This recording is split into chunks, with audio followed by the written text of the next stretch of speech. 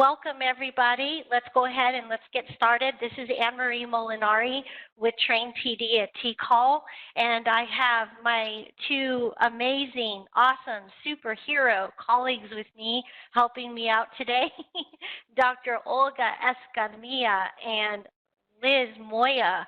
And so I thank them for the help because we are expecting 80 people today. So let's go ahead and let's get going. At this time, I would like to introduce our guest presenter today. This is Miss Ashley Winkle.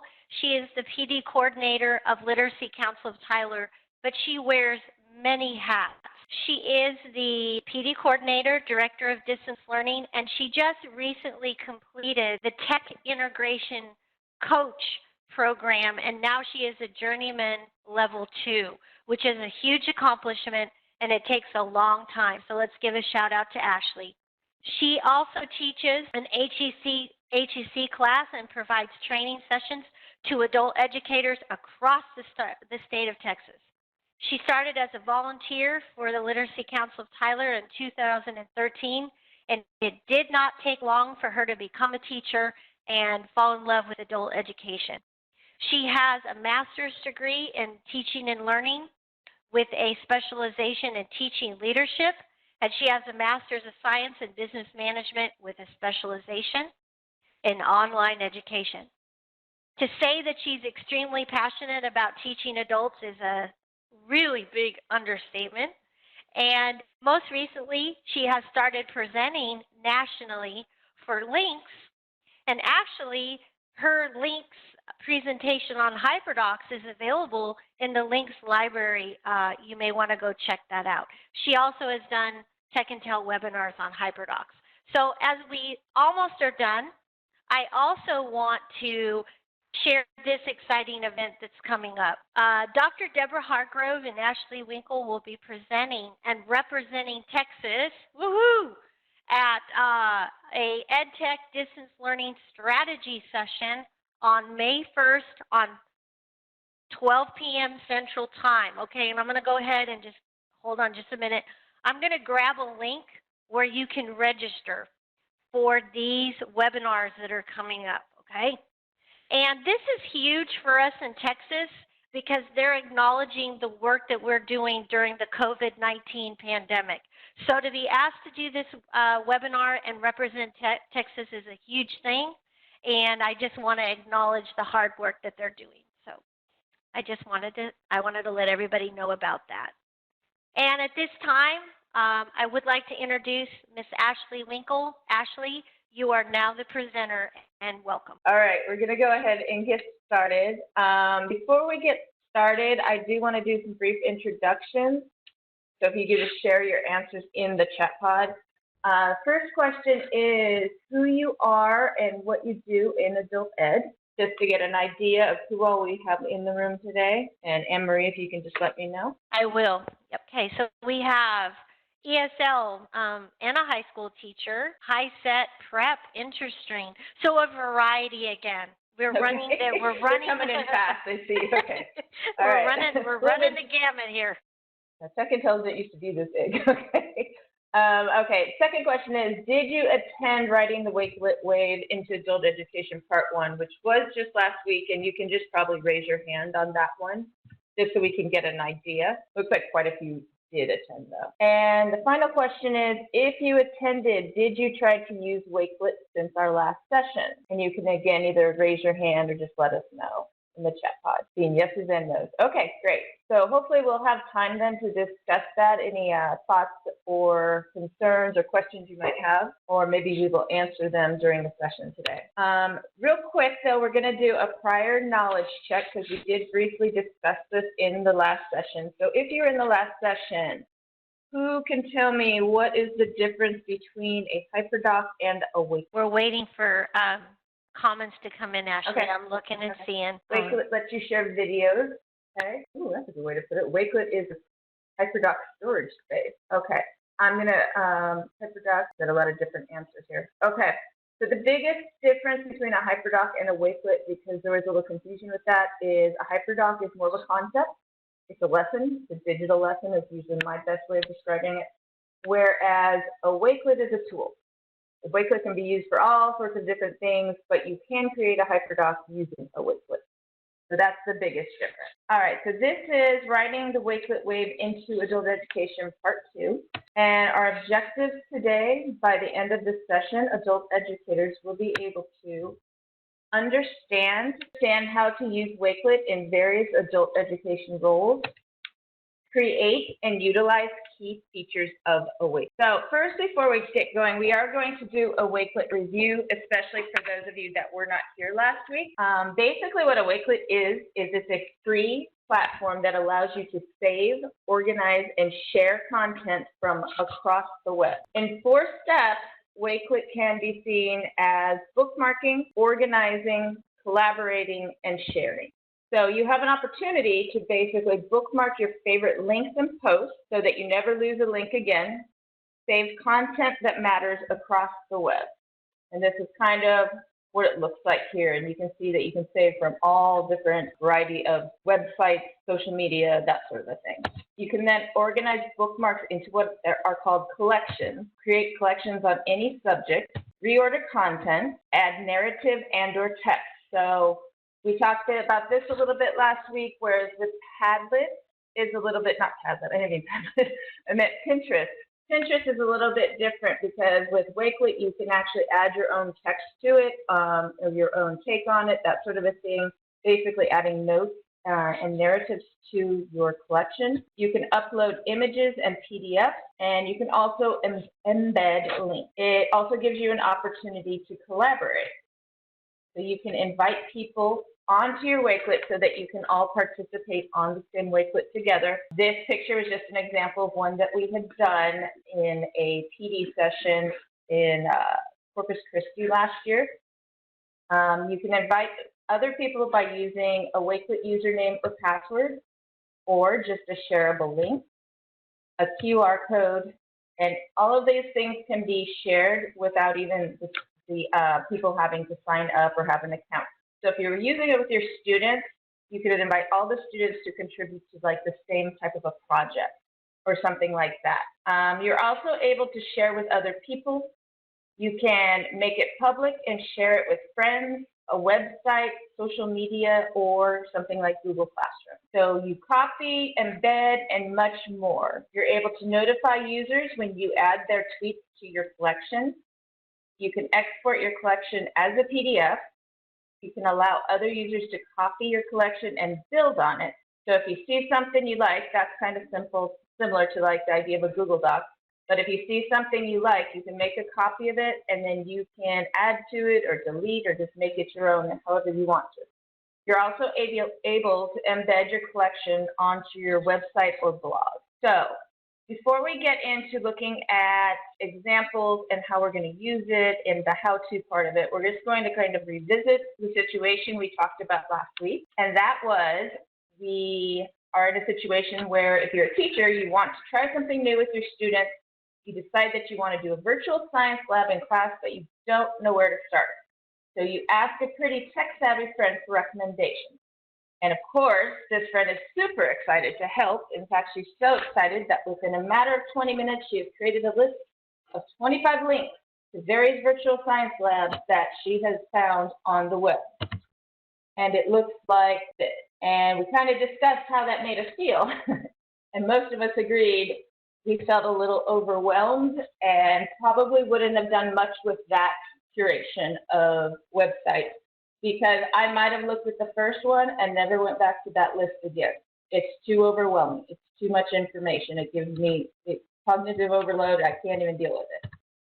As opposed to maybe looking something like this. So we have the same idea of curating tools for a virtual lab, but this time I feel a little bit calmer because my friend has given me some information about virtual science labs.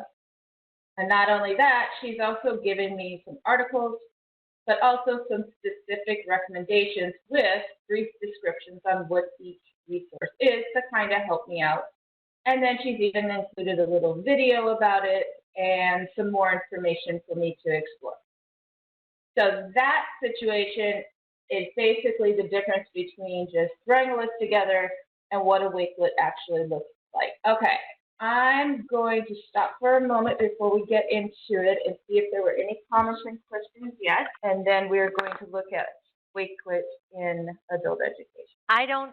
There's no questions, just Okay. comments about, a list is very, very busy and it's just words. And then there was a comment about how the Wakelet makes it more visual with the picture, which is more appealing. So that's where we are. So no questions. I think, and I agree. Most of us are visual people, I think, especially our students are. I know I am.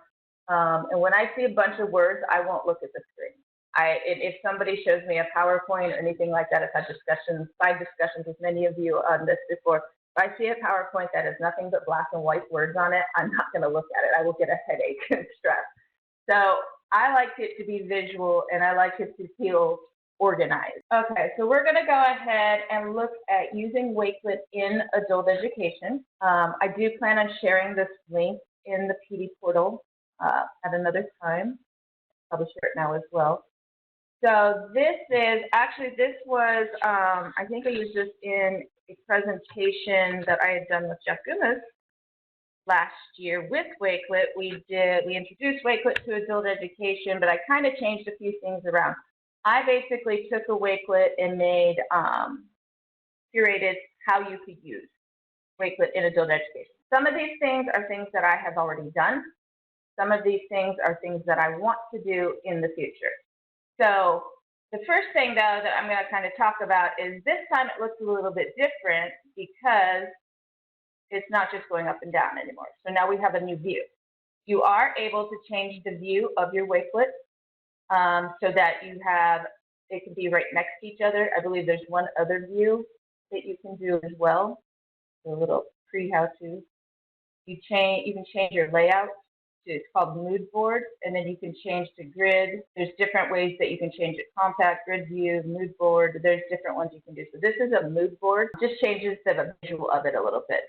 But there's some ways that I have found using it. If you were with me last week, I told you I use this all the time. I probably use this tool more than any tool I use on a daily basis. But the one way I found is because I recently became a PD coordinator, I felt very disorganized with our process. So I had to make it so that it was a little bit more simplified to meet the needs of all the different staff members. So I decided to start using onboarding because it simplified my process. So I could actually do it in steps, and this came in very, very handy when this COVID-19 thing first happened, because we had a brand new support staff member who started, and guess who couldn't meet with her? Well, that would be me. Nobody was meeting with anybody. So I was able to just simply send her this collection, and she could just follow the steps, and we would go from there, and she had no problem doing it. Whereas before I had tried all different ways and it wasn't working, but this was very simple, walked her through each thing, and she had clarity and she didn't feel confused. Our process before that seemed to be confusing our new staff members, so we were able to eliminate that confusion. Other ways are, you can see this is very recent, I also basically put together, and I continue to keep this updated, a curation of upcoming events. So PD, that sort of a thing that I've made available on the web, and I keep it updated every week because there's so much free PD out there right now and so much to learn. And I think we're all in that situation right now that we're just trying to learn as much as we can, as fast as we can. So this is, I didn't mean to put that there though, but this is basically, I did it a little differently. I just put the links on there for the ones that come up, and I delete them as they go. But then I added some more resources for people who want to explore a little bit further beyond just the upcoming website. Other ways I've used it, it is wonderful to link to Google Classroom. So if you have an assignment and you want to link it to Google Classroom, I think in this situation, I linked it to our, this time I linked it to our Literacy Council Tyler instructors. This is our own type of thing. Our staff, it's our staff Google Classroom. It's where we have all our PD stuff in there. And it goes right there, opens right up, and other people are then able to view it from there. So you see and it takes no time to do that. Another way is to link it onto a website. I love doing this. I think it makes it so much easier. In my opinion, it looks a little cleaner than having to go through it and do it on my own. I can just put my curation tools together on my Wakelet, and then I just embed it. And then now it's just very nice, and it just looks very plain, very nice and simple, and it takes no time at all to do. Another way, and this I did last year when I did a Tech and Tell in August, we did Flickrs, and Anne-Marie had asked me for an implementation guide. So instead of going to do a Google Doc or something like that, I did it with Wakelet, because what it does is it very nicely will, you can download it as a PDF, and it looks like this. And so it gives you a nice little handout and that sort of a thing that you can either share, and then I put the QR code to it here. But you could either share it as a PDF, or you could just go ahead and with that same PDF, you could link them to the digital version as well. Another one, so this is what we talked about. I thought I'd show a different lesson. This is one of the first ones I tried, because really a Wakelet is a curation tool, but I started looking at it and thought, well, it can also be a hyperdoc type of a tool, a digital lesson. And so a little lesson on slope, and I know that Gareth is here today, and he actually did lessons on slope this week too using Wakelet, so he's giving it a try. But idea, you go to, a KWL chart, it's going to take you to a Google document where they can go ahead and answer. We have an entry ticket where we basically test ourselves on a website, and then we go to a formative and we answer some questions. That is the exact same idea as the hyperdoc, where you're constantly having your students go out and explore. When I made this lesson, I will point this out, the intent was not for remote lessons. This was for in class. But with the idea being, even if you're not in class, you could still do this lesson, except for the quizzes, because that's been expired by now. I'm going to stop for 1 second, because I did see a question come in, I think.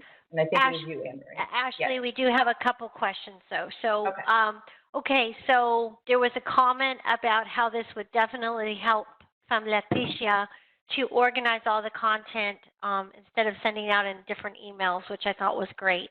And I want to ask you this question, because I'm wondering if others have this question, and that is Wakelet part of Google Classroom, or does it replace Google Classroom? And then a Wakelet can have hyperdocs in it, or no? Let's start with the first. It is not a Google product whatsoever. They're not related to Google. They just integrate with Google, like so many of the others are doing right now. Pretty much any product I use integrates with Google. So you put a Wakelet into Google Classroom? I could just do this, like this here. If I wanted to share it, I could just link it to Google Classroom. So I click on it, and then it says share to Google Classroom, and it asks me, I'm going to share it with our instructors and delete it later. I put it with the class, and then I turn it into an assignment maybe, and I click on go, and it creates the assignment for me, and it goes on to Google Classroom. Okay. So we've got a couple. Let's bypass that second question, because we've got some really good questions from students, from teachers that are coming in. So the first one is from Teresa. Is your COVID registration page public? The registration page?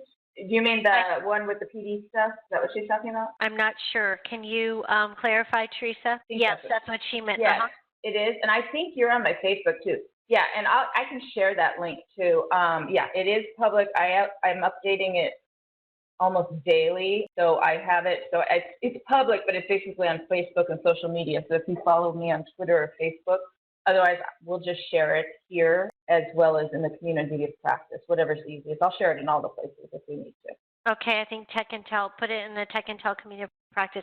Okay, two more great questions. Rita asks, you create all this, but are students able to view and not have any problems opening links, especially if they use phones, since we know so many of our students are accessing virtual learning via their phones? So that's a great question. That is a wonderful question. And so, and last week we did talk about that a little bit more, but basically I've had to tweak hyperdoc type of lessons like that, because Right now, my students aren't ready to do that, and I wouldn't do that to them right now because I keep it simple with the remote lessons. So most of the things that are on there, and we would normally if we were in class, we would do stuff together, we would do stuff independently, we'd do group work, that sort of thing. Well, now kind of what we're doing is more going through those activities. I'm pulling them up for them, and I'm finding different ways for them to engage with me, to answer the questions, to go through the activities together. And instead of having so many different places for them to go, because I know they're on their phones, at least 90% of them are on their phones, I know that's going to be more difficult for them to do. So I've really had to really minimalize it down to like maybe one thing that I'll have them do. And usually that's what I'm going to have them do maybe towards the end of class independently. So can the students access it? If they're on their phones, I would proceed with caution and not have that expectation. But if I was in my computer lab the way I normally am, totally different game. So I've had to tweak some of the lessons to make them more with that in mind, to have that in mind, that I'm looking at, and I also have to be very careful with the tools I use to make sure that those tools work well with the cell phone.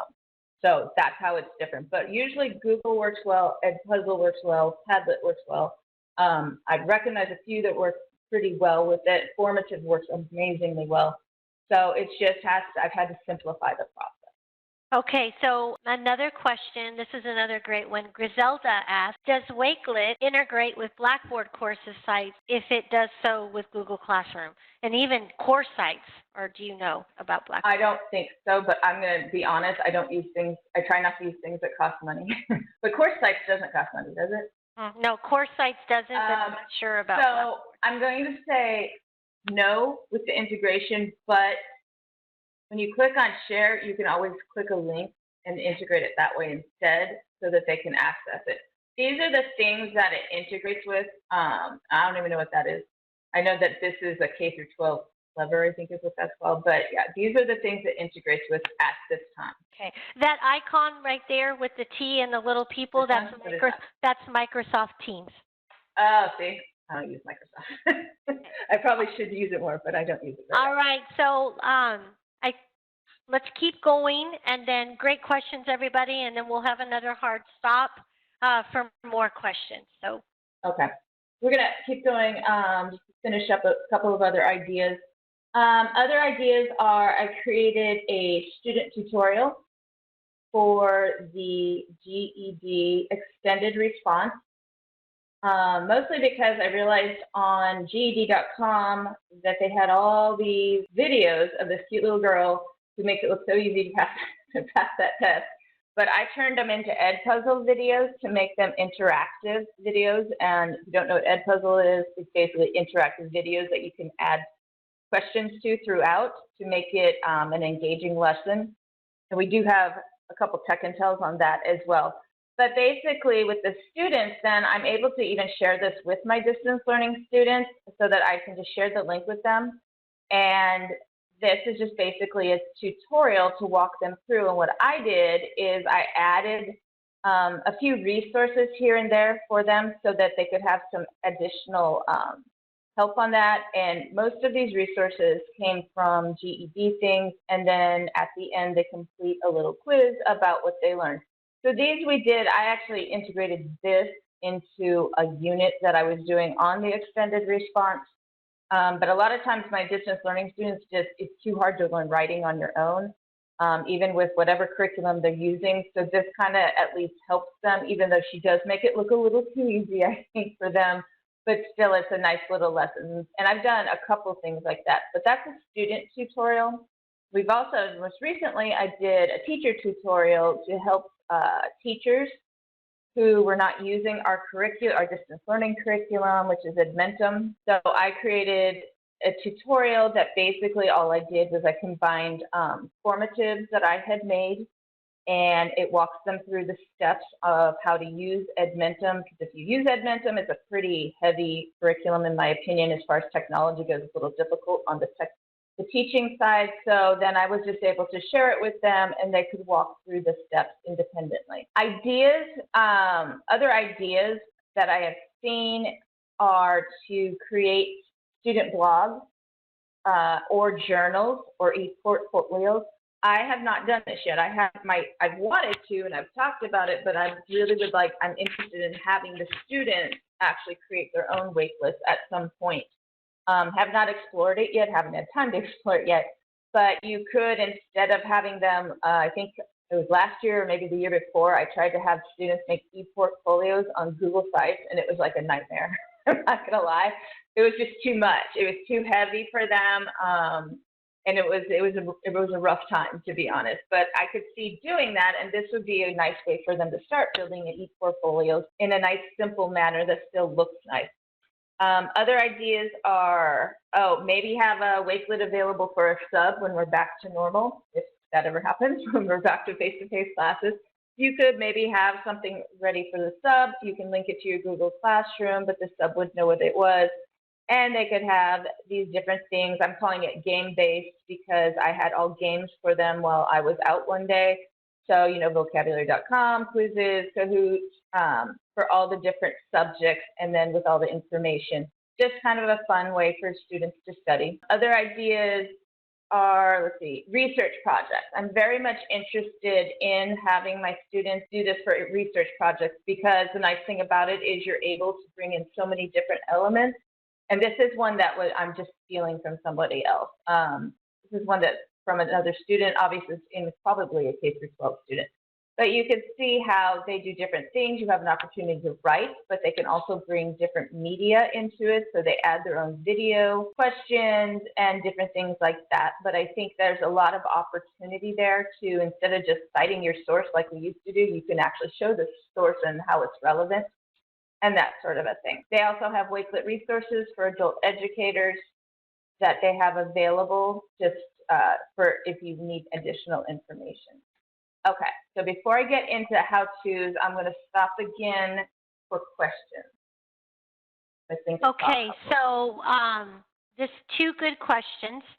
And there was one, Jennifer asked, do you have anything, have you created anything, or maybe where to find Wakelets for ESL? And I'm not sure what level you're looking for, Jennifer, but for ESL, and then how does Wakelet work with Canvas? And Canvas is a presentation type. No, there's two of them. There are, okay. Yeah, there's the presentation, but there's also a learning management system called Canvas. Got it, okay. I think one is this and one is Canva. And I don't have Canva and Canvas, that's what I'm thinking. And I can tell you again that I don't have the answer to that because I don't use Canva. I have an account and I've wanted to play with Canva because I think it's amazing, but I tend to like free things and I don't know, that one might be free, but I use Google Classroom, so I haven't had the need.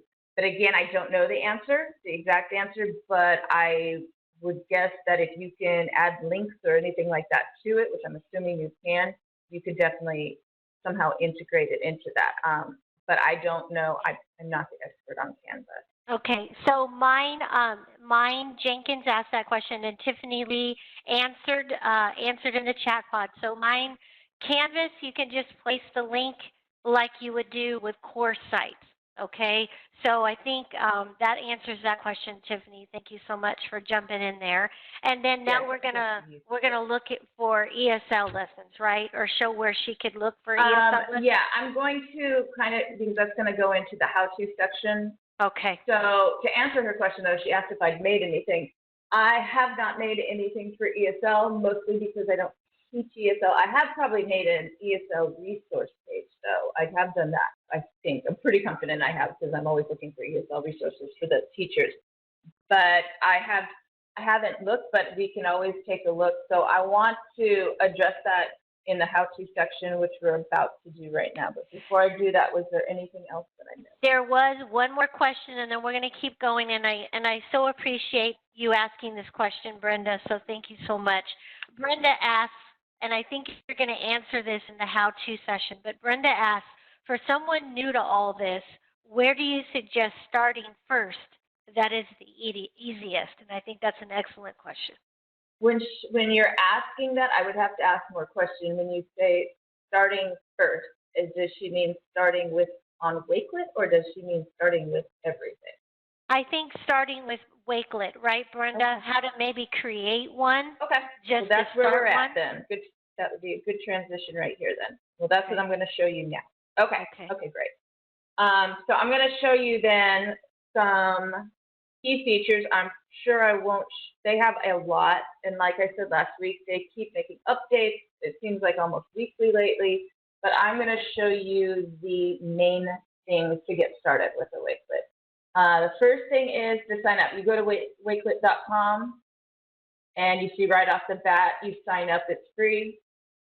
That's the other thing that I'm a huge fan of. Free is good.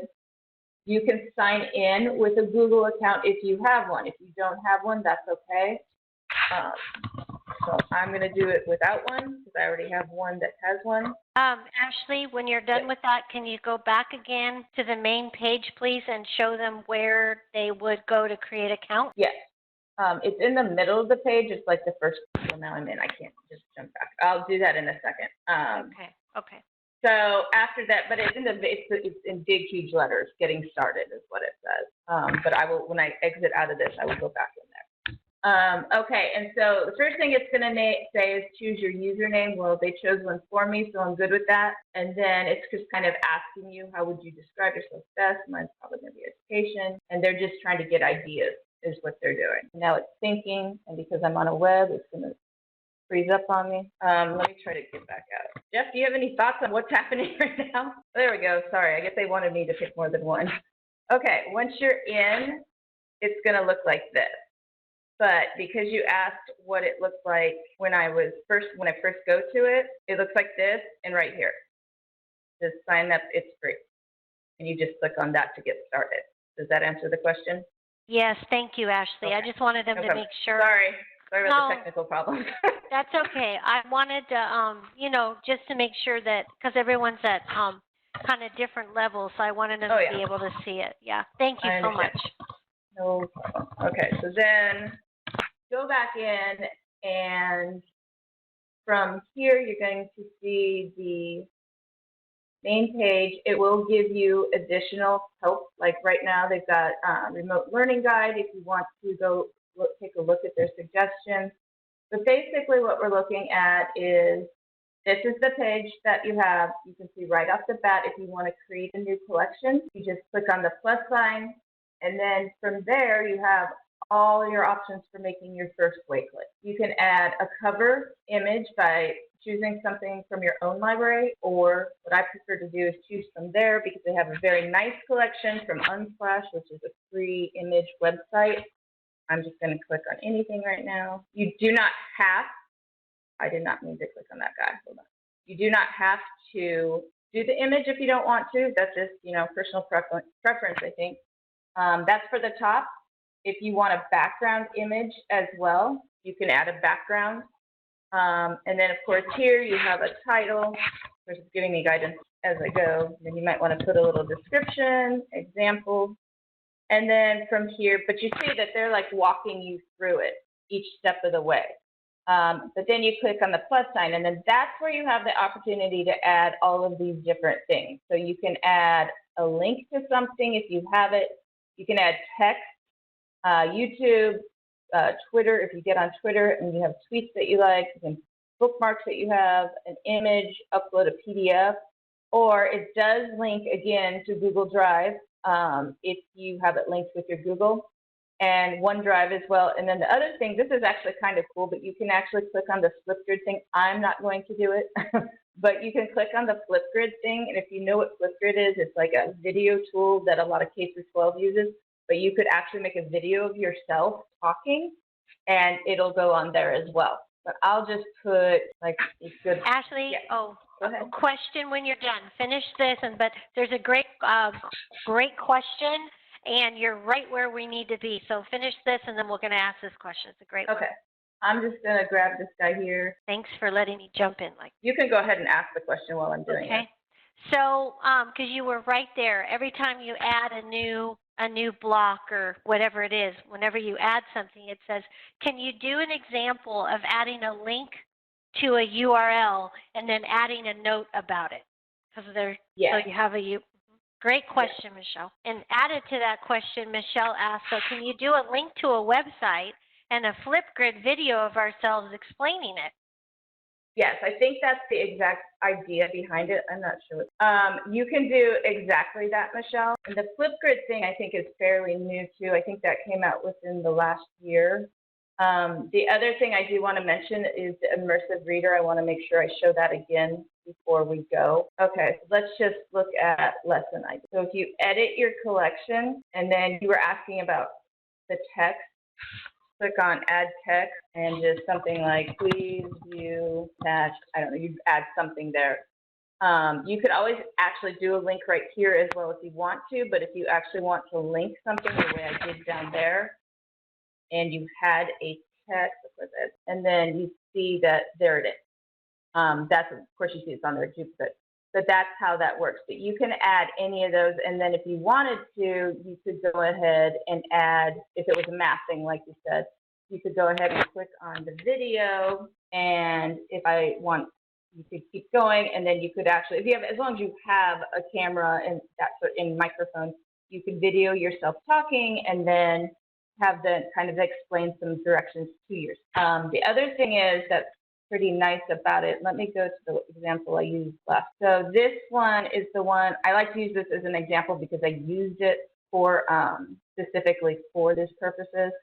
So on here, but anyway, but we've got the immersive reader.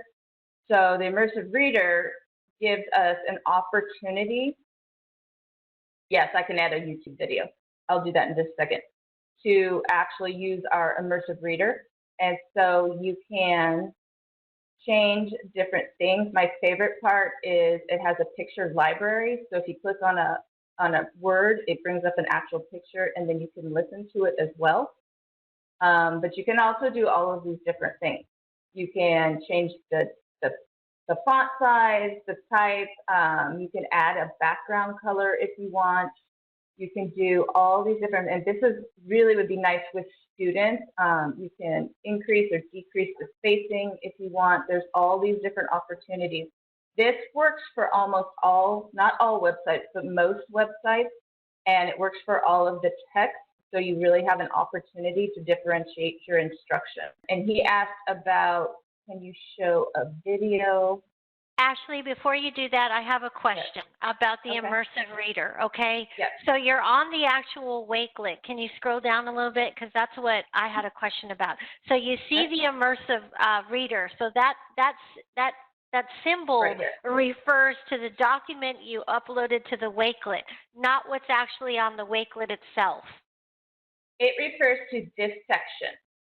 This refers to this section. So you see that they're throughout. So if I just want to hear it even, it'll let me do that. Basically, it's taking me to that section, and it will do it for that section. Got it. So it does it for some websites, I've noticed, not all, like if it's, it just depends what the website is, but like when it's an article and things like that, it seems to work fine for that. And it works fine for when you have text, but you see that the immersive reader is on each section. Okay, thank you. Okay. And then he asked for, I don't want to forget, a YouTube video. You just always go back to edit, and I actually think, I didn't even know you could do that. You can actually put two on there at the same time. And then there they are. And then they are other things, and then you see that you've got the change layout, which is what I mentioned earlier. You could go to compact view, that kind of makes it tighter. You can go to grid view, so it looks something like this, or you can go to a mood board and it looks something like this, which kind of reminds me a little bit more of Pinterest. So you have different variations on how you want it to look visually. But then afterwards, you can enable a copy if you want other people to be able to copy your Wakelet as well. But then here's where you have different options for sharing. You can make it public. You can unlist it if you only want certain people to have access to it. Or you can also make it private if it's just something you want to view just for yourself. And then, of course, you can delete it here. And then when you're done, you can add a contributor if you want them to collaborate with you. And you can do that by just entering their email address or you can share the link with them, or you can give them a QR code, and then they can contribute to your Wakelet even if they don't have a Wakelet account. And then, of course, you can share it, like we mentioned earlier, these different ways, Facebook, Twitter, however you want to share it. Those are usually, the link is usually the easiest way to do it. And then you can make a copy of it if you want to do something similar. And then finally, you can get an embed code if you have a website. And then you can turn this into a PDF by just simply clicking on PDF and export as a PDF. It could take up to 60 seconds. It's usually pretty quick. And then from there, it's going to, I don't know how this is going to look because I just put those videos on there, but it creates it pretty quickly. Sometimes I have to move things around if I don't like it exactly how it looks, but it creates it pretty quickly within a matter of moments, and I do like to use it as a handout. So I actually prefer to do this than actually handing out a copy of my slides, because I can put the slides right on there with a QR code or different things like that. And then here is my handout, and then I could print it off if I wanted to, or whatever you want to do with it. So it's pretty handy. Yeah, and it does. I saw Claire just said it's beautiful. It is. I think it's a much better option for handouts than anything else. I think it looks a lot better than anything that I make anyhow. And then beyond that, those are really the basics of it. You can always change your visibility if you don't want it to be public anymore for some reason. You can change that. You have all different options from there. And then I do want to answer the question I almost forgot. Now I don't know how this is going to go because I've never looked, but they already have a whole huge library of Wakelets made if you want to go explore them. So she asked for ESL. I don't know if there's going to be an ESL lesson on there, but there might be. And it looks like, let's look, ESL, it looks like that's exactly what this person is doing. So she's made an ESL, but it's already there. So if I like it, I'm like, hey, this is great, I can just save it. Or if I think that somebody else might like it, I can just grab the information and share it with them. So I could just grab the link to it and say, hey, this is great, maybe you want to check this out. But that is an example of what they're doing. They're doing that same thing. I did talk to an ESL teacher last week, and she said this is what she's doing. I see a lot of questions coming in, and I'm running out of time, so I better stop. Not so much questions, it's just comments, just a lot of great comments. So, yeah, so Judy Vergara says, hi, Judy. Judy says, it looks professional compared to handing out a presentation with slides. And then Linda's using it as you speak. She's kind of looking around. And then Doris says, if you limit the search to ESL, it will give you more resources. And then a question I had, Ashley, is that you can convert it to a PDF, and I'm thinking for all the students on their phones, they could also download it that way too and share it. Yes. You know, and also, have a. Go ahead. No, go ahead. Wakelet also has an app, so that's another thing. So they do have an app for the phone. So they are mobile friendly. Like I said, I mostly have used it for myself and sharing and that sort of a thing. I've never actually had a student create their own, and I don't know that I would do that at this point while we're doing remote learning, but I would definitely do it in the class when we're in a little bit more comfortable situation. Have there any comments from people who used it in the last week? Let me see where things are coming in. I'm going to look through and see if there's any other questions. I don't think we missed any questions. Okay, Tiffany says, I love it. Okay, Gareth asks, how do you make the PDF available online? Can anyone download the PDF form from the Wakelet itself, or do you need to make the PDF and upload it to the internet and provide a download link? Yes, to answer your own question. You could always save it to Google Drive and get a link that way as well. That would be another option. But yeah, there's no way to just share. I don't think there is, because it's a PDF, so it's not actually. Anybody, feel free to correct me if I'm wrong on that, but I don't think you can do it that way. Michelle is creating a Wakelet to curate useful websites for AEL teachers who are on this huge learning curve of teaching online, and I thought that was awesome. Absolutely. Okay, Rita says, I created an account but I need to do some of the things you did today. Do you have a learning link? Like resource? Like a resource link? Is that what she's asking? Maybe we've got about 3 minutes. Rita, do you think it would help if, why don't you go back to where you start again? Go log into your account and start from scratch, Ashley, and maybe start just a new one real quick. Okay. Do you have time? Would that help, Rita? I was going to say also, I do believe they have quite a bit of support resources out there also.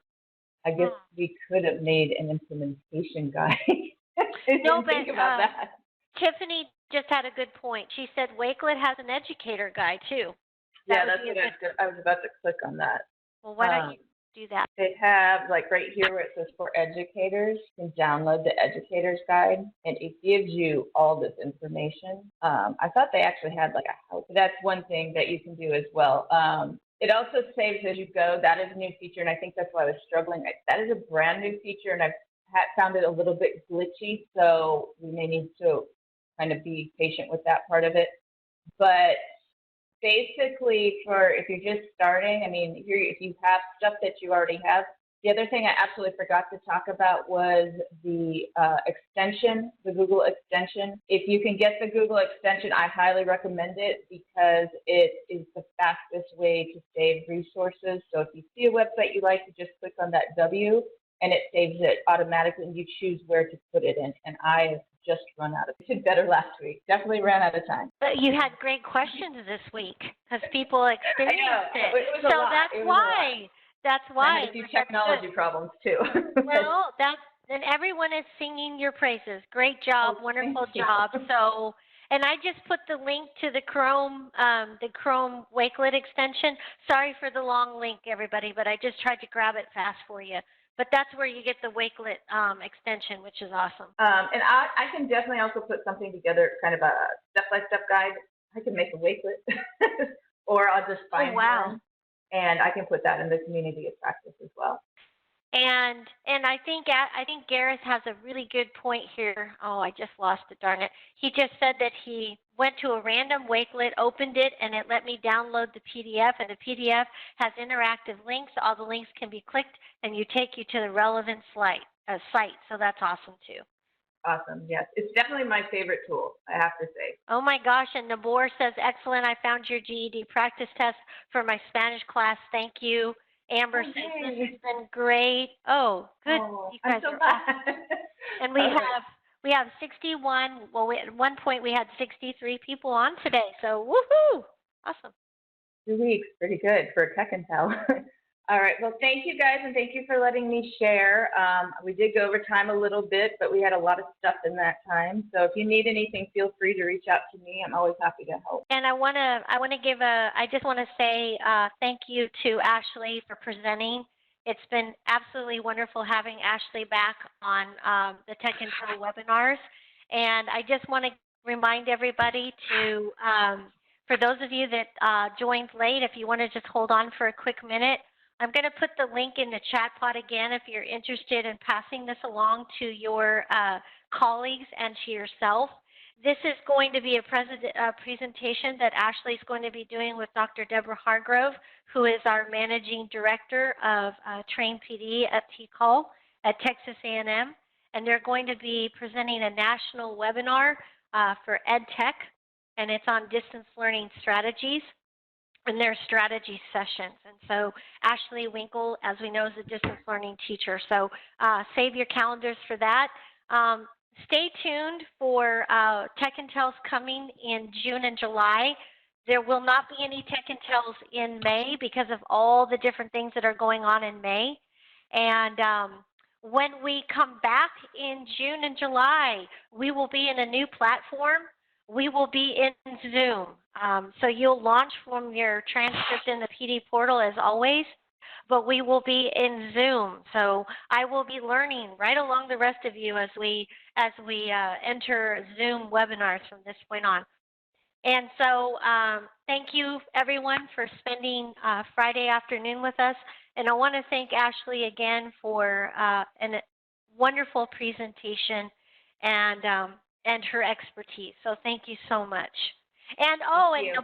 and Nabor asked, can you please share your inspirational slides? I sure can, Nabor.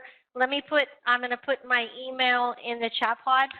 The only thing I ask, if you would do this for me, is just to leave the credits at the end. All those pictures were taken by myself or my father. And so if you could just leave the credit, that would be greatly appreciated. And Judy asked the question. Believe it or not, Judy, Adobe Spark is free.